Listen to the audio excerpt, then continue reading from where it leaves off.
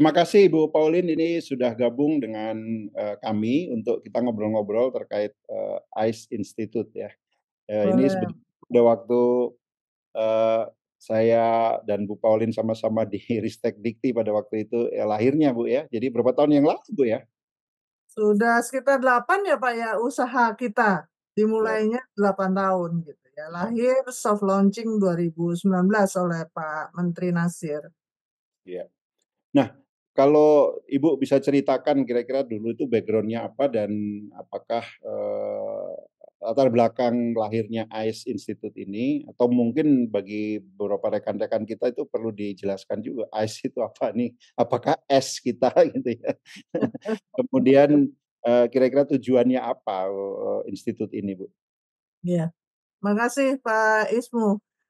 Sebetulnya, upaya pertama pemerintah untuk, membuat pembelajaran atau melahirkan pembelajaran yang fleksibel bagi rakyat Indonesia itu dimulai dengan adanya yang disebut pada waktu itu adalah PDITT, Pembelajaran Daring Indonesia Terpadu dan Terintegrasi, yang diresmikan oleh Wakil Presiden Budiono tahun 2014. Nah, Mhm. Hmm. PDITT itu menawarkan mata kuliah daring kepada siapapun di, Indonesia, terutama masyarakat, pendidikan tinggi Indonesia. Ya. Mata kuliah daringnya dibuat oleh dosen-dosen di Indonesia juga. Hmm. Dalam PDITT itu, ada 3 jenis yang ditawarkan, yaitu mata kuliah online yang memang betulan ditawarkan pada semester tersebut. Kemudian ada sumber belajar online, yaitu, eee, video, buku-buku, artikel, dan sebagainya yang bisa digunakan untuk memperkaya mata kuliah. Kemudian yang terakhir adalah repositori mata kuliah. Jadi, mata kuliah yang memang sudah dirancang untuk bentuknya online, bisa di-download oleh dosen, bisa dipakai sebagai sumber belajar oleh dosen yang mungkin kesulitan memperoleh sumber belajar. Itu yang ditawarkan PDITT, dan kemudian PDITT berubah menjadi Spada Indonesia atau yang dikenal Sistem Pembelajaran Daring Indonesia. Nah, dalam usia PDITT sekitar 3 tahun, kemudian, kami dari kementerian pada saat itu pernah diundang ke Korea, dan Korea Hmm. itu memperkenalkan, Korea Selatan, pemerintahnya memperkenalkan kepada kita konsep, cyber university.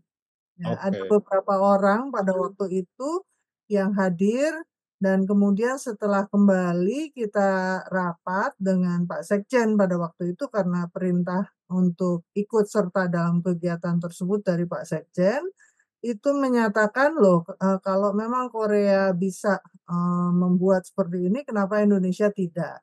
Gitu ya.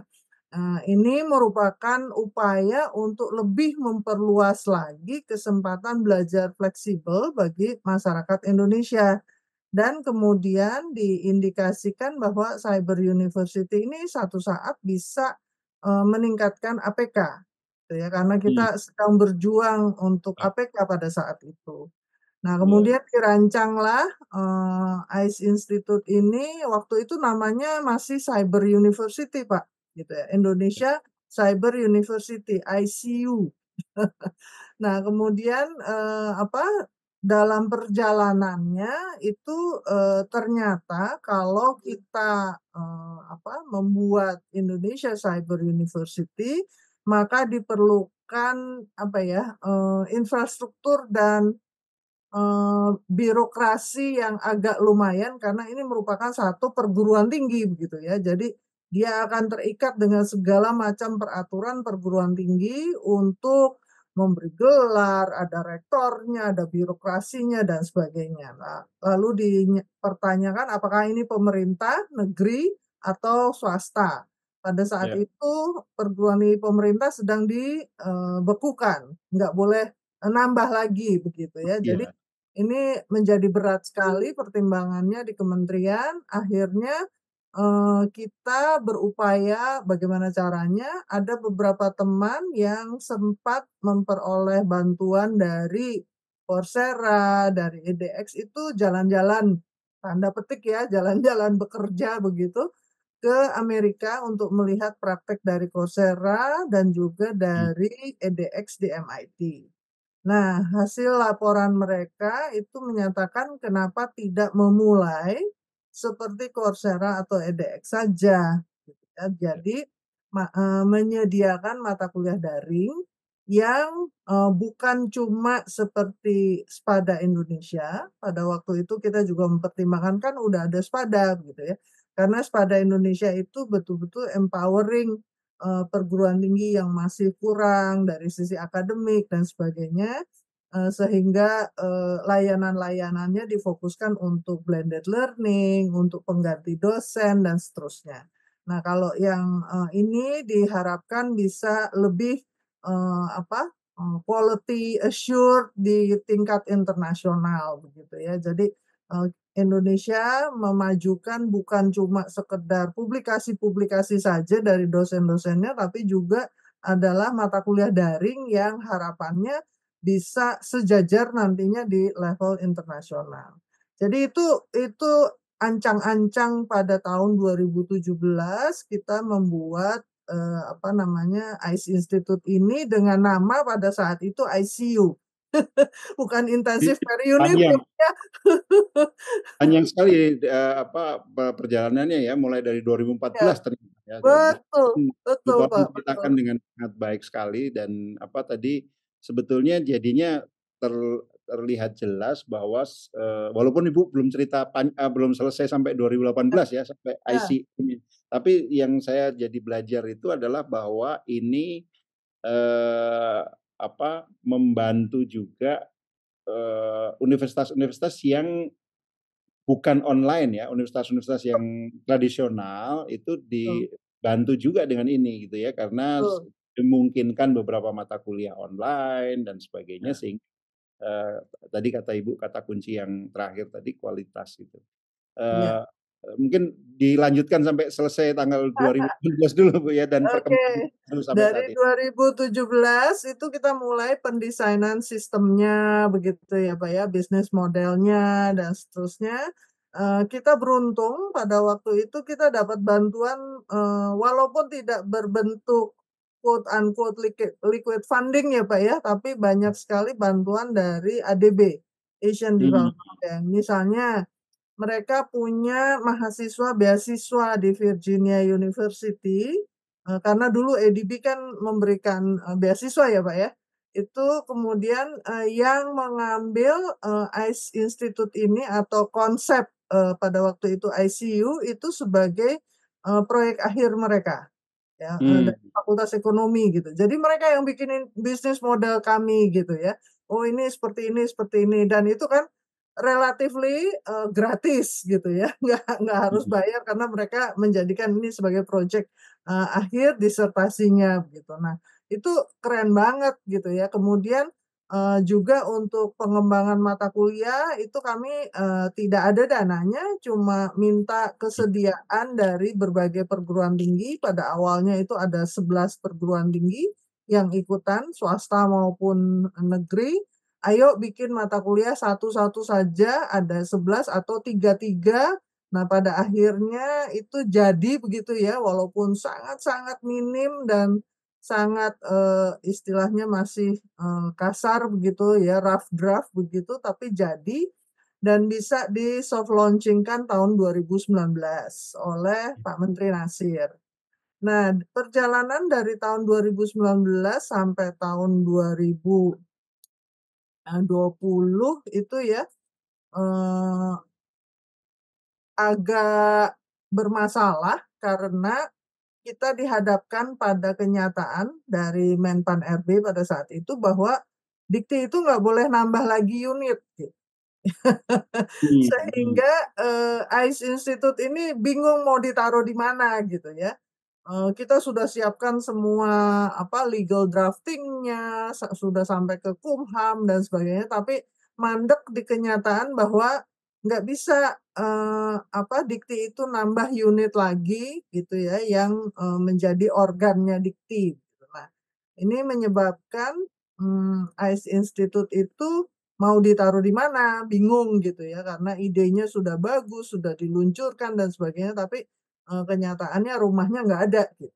Nah itu kemudian, Direktorat Kelembagaan bersama Universitas Terbuka pada waktu itu kerjasama bagaimana ceritanya sehingga tanda petik Universitas Terbuka menjadi pengasuh ICE Institute. Nah, namanya pada saat, diluncurkan itu sudah berubah menjadi ICE Institute sebab ICU itu jelek, katanya nanti jadinya intensive care unit, kemudian dicari-cari dan sebagainya, itu menjadi ICE Institute, Indonesia Cyber Education Institute, gitu. Nah, Ya, kemudian ketika diserahkan, dimandatkan kepada UT sebagai pengasuh, ICE Institute, itu sudah namanya sudah ICE Institute dan disesuaikan dalam bahasa Indonesia oleh UT menjadi UPP DJI. Unit Pengembangan, Pembelajaran dalam Jaringan Indonesia. ya, Eee, Masih tetap konsepnya sama begitu ya, cuma branding-nya kita tetap pakai yaitu ICE Institute. Nah dari, pada waktu peresmian, di Bali pada waktu itu dengan, Pak Menteri Nasir 2019 itu masih cuma 11 perguruan tinggi yang ikutan, 30 mata kuliah ada di situ. Nah, kemudian pada tahun 2020, 2021 itu bantuan, ADB untuk TA, Technical Assistance itu cukup banyak sehingga konsepnya dimatangkan sekali. 2021 itu, kebetulan kena Covid. Kita belum mau meluncur saat itu, ya, kita menentukan 2022 sebetulnya mau meluncur, tapi karena Covid diminta oleh Dikti, "Ayo cepat diluncurkan," akhirnya kita cuma terlambat 3 bulan ya. Jadi Covid kan, 2021 itu mulai Januari sampai, Maret begitu itu mulainya Covid, lalu online, Maret ya. itu, kita sudah close down, Juni 2020 itu Bu berarti? Oh, Karena 2020 ya. ya, Juli kita sudah diluncurkan, sudah dibuka dan bisa dipakai oleh semua orang, gitu. karena Nah pada waktu itu tiba-tiba kita semua harus online ya, jadi blessing iya, ya, betul betul, ya, begitu. Nah, karena isinya kan kalau kalau, konsepnya ICE itu adalah marketplace ya, Pak, ya. Jadi ya, kalau marketplace itu kan sama seperti mall gitu, yang penting ada pelapaknya, ada merchandise dan ada user gitu ya. ya, Nah, pelapaknya itu kita undang memang semua perguruan tinggi yang pada waktu itu masuk ranking 100 Indonesia, 100, terbaik Indonesia, kemudian, merchandise-nya adalah 10 mata kuliah per perguruan tinggi, kalau bisa minimal 5 mata kuliah begitu. Kemudian, karena memang masih sedikit jumlah mata kuliahnya, tidak bisa memenuhi kebutuhan pada saat itu, kebutuhan Covid, begitu ya. Jadi kita, kerjasama juga dengan Coursera dan edX ya. Terutama ya. edX yang di awal itu karena dia punya, koleksi yang luar biasa, ragam bidang ilmunya juga luar biasa, jadi itu bisa, dipakai untuk memenuhi kebutuhan pada masa Covid itu. Nah itu ceritanya, Pak. Iya. Nah, kalau ini kan mungkin sebagian dari audiens kita itu rekan-rekan mahasiswa ya. Kalau mahasiswa ini sebetulnya apakah bisa memanfaatkan karena tadi kan Ibu marketplace ya, apakah mahasiswa ini bisa menjadi customer untuk AIS ini dan bagaimana caranya atau harus melalui universitasnya karena nanti, untuk mendapatkan pengakuan kreditnya barangkali, gimana seperti itu, Bu? Makasih Pak Ismu. Mahasiswa itu sebetulnya sangat bisa untuk memanfaatkan ICE Institute.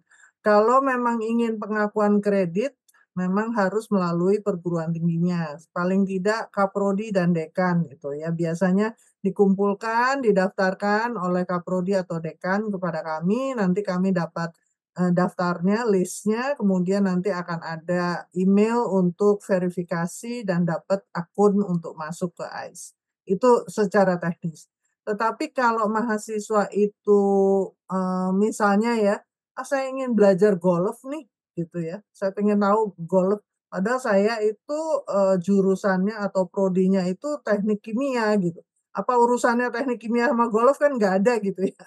Ini iseng-iseng aja gitu. Ya monggo silahkan, ke ICE Institute bisa langsung kalau itu, namanya publik gitu ya. Tapi, tolong jangan meminta bahwa nanti mata kuliah golfnya diakui oleh Diakui seperti itu. oleh kepala prodi atau dekan. Nah, itu bahaya gitu ya. Jadi mungkin belum tentu diakui begitu. Ada yang mungkin bisa diakui, tapi belum tentu juga selalu diakui kalau yang mengambil sendiri istilahnya. Iya. Tapi kalau dari sisi apa, kan Ibu menatap rasanya saya pelajari memanfaatkan ya dalam dulu juga waktu kita sama-sama merencanakan akan memanfaatkan blockchain istilahnya ya.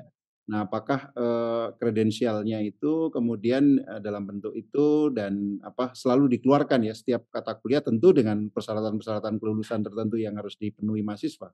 Apakah selalu dikeluarkan seperti itu? Lalu dikeluarkan Pak, sertifikat itu untuk setiap mata kuliah gitu ya, jadi silahkan kalau mau ikut pasti, setiap mata kuliah itu ada ujiannya dan bisa dapat sertifikat kalau lulus ujian, itu satu. Yang kedua sertifikat itu akan terdaftar di ICE Institute karena memang kami menggunakan blockchain Pak, sehingga nantinya bisa diverifikasi oleh siapapun, oleh si pemilik, sertifikat kalau lupa mana sih karena digital gitu ya sertifikatnya, oh ada di blockchain-nya kami, di database kami, oleh, perguruan tinggi kalau ingin tahu begitu ya, oh ini, anak ini udah ngambil apa saja gitu, ada juga di blockchain kami. Kemudian oleh, employer, pemberi, pekerjaan kalau ingin tahu misalnya, oh dia punya keterampilan lebih apa sih, benarkah itu keterampilan lebihnya itu dari luar negeri, dari MIT, dari Harvard misalnya, dan ternyata kalau mau diverifikasi bisa ke blockchain kami. Jadi memang kita menggunakan blockchain, Pak, untuk menyimpan data. Nah, harapannya di masa depan itu, kami, ICE Institute bisa bekerja sama juga dengan pemerintah untuk meningkatkan, blockchain ini fungsinya menjadi istilahnya National Credit Bank, gitu ya.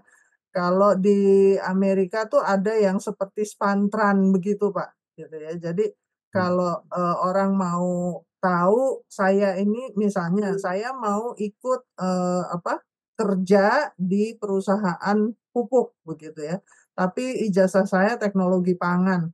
Nah, masukkan ke Spantran itu nanti mereka yang menganalisis kesesuaian, ijazah saya dengan kompetensi yang diharapkan di pabrik pupuk itu oke atau tidak begitu. Nah itu, nanti bisa ya yang namanya Polin ini bisa direkrut untuk pabrik pupuk itu. Seperti itu harapannya. Jadi kami yang disebut dengan National Credit Bank begitu ya. Ya, Ada kredit-kredit yang bisa dilihat, diakui, dan dinilai, dievaluasi, oh ini memang, kompetensinya cocok untuk yang ini dan sebagainya. Gitu ya. Pak, Baik. harapannya. Ya, tadi Ibu sekarang apa tadi, aspek yang diinginkan ketika mendirikan ini kan sebetulnya dalam tanda petik juga membantu universitas-universitas ya. Kalau saya tidak salah di website-nya sekarang sudah ada 30 institut paling tidak ya, institusi, tidak hanya institut ya. Ada 30 institusi, itu dalam dan luar negeri saja, terus tadi ya Bu, apa, mungkin untuk mengakhiri segmen ini, Ibu saya bisa ceritakan kira-kira kalau dari, ini anggap customer-nya adalah mahasiswa Indonesia, walaupun tadi saya ngelihat juga ya, ini mungkin nanti ceritakan bagian lain, ada kerjasama dengan Myanmar di website-nya ICE yang terbaru ya, tapi nanti kita akan diskusi yang bagian itu. Yang kalau kita anggap customer-nya adalah mahasiswa Indonesia atau pelajar Indonesia, kan tidak hanya terbatas mahasiswa ya. Itu kira-kira dari student body mahasiswa kita 9 juta itu berapa yang sudah tercakup ya. Kemudian kalau tadi dari 30-an institusi ya memang masih kecil ya dibandingkan 4.500 universitas kita gitu. Nah, Ibu ceritakan ditarik dengan tujuan kita pada waktu itu kira-kira kontribusinya dalam penilaian Ibu seperti apa sampai saat ini gitu. Ya, makasih Pak. Yang 30 institusi itu adalah provider, course provider, Mhm. Pak. Jadi Mhm. bukan user ya, Pak, ya. Nah, Ya. sementara usernya itu sudah cukup banyak sampai 319 perguruan tinggi. Artinya sudah 319 perguruan tinggi yang bisa mengakui mahasiswanya kalau kuliah di ICE Institute, melalui ICE Institute itu akan diakui di dalam kurikulum mereka. Untuk Seperti beberapa mata kuliah saja ya, untuk ya, untuk beberapa mata kuliah, ya. Nah, 319 kalau dibandingkan 4.000 memang masih jauh sekali. Oleh sebab itu kami juga minta kepada Kementerian Kemdikti-Saintek untuk, apa istilahnya, seperti endorsement lah dari teman-teman di Kemdikti-Saintek bahwa ICE Institute bisa membantu mahasiswa maupun perguruan tinggi yang memang, kualitasnya masih, apa istilahnya menaiki tangga untuk menjadi lebih baik. Itu yang pertama, Pak, jadi angka 30 itu. Nah, kemudian berikutnya, Pak, kalau, user-nya ini kita juga ingin, lebih banyak lagi begitu ya dari 319 karena memang masih kecil. Angkanya sekarang untuk user, mahasiswa one to one itu sudah mencapai 30.000. Jadi hmm. kalau di perguruan tinggi konvensional biasanya saya, apa, dengar juga rektor-rektor tuh bilang, "Wah, kalau sudah 30.000 itu sudah nyampe, sebesar perguruan tinggi saya," gitu. Kalau, pemakainya seperti itu gitu, ya lumayanlah istilahnya. Sementara ini masih bebas merdeka, Pak, artinya belum berbayar, tetapi kami sudah mengimplementasikan pola berbayar untuk beberapa mata kuliah. Jadi silakan saja yang mau berbayar monggo, yang mau tidak berbayar juga monggo. Nantinya memang akan ada yang berbayar dan ada yang tidak berbayar. Itu tergantung dari, provider-nya. Kalau dia menetapkan berbayar, ya monggo silahkan, kalau tidak, ya nggak apa-apa gitu ya. Seperti UI misalnya menyatakan, "Oh enggak, kami tidak berbayar untuk yang ICE, tapi untuk kami sendiri di UI kami pakai pola berbayar." Misalnya seperti itu. Yang UI itu berbayar malah justru seolah bagi mahasiswa mereka ya? Atau gimana Iya, itu? Oh gitu. bagi mahasiswa mereka, tapi mereka juga kan buka ke publik, Pak, Iya iya iya iya. ya, Oh, buka ada ke publik. yang publik langsung ke mereka ya? Ya, yang publik langsung ke mereka itu ada paketnya berbayar, tapi kalau yang melalui ICE itu tidak berbayar.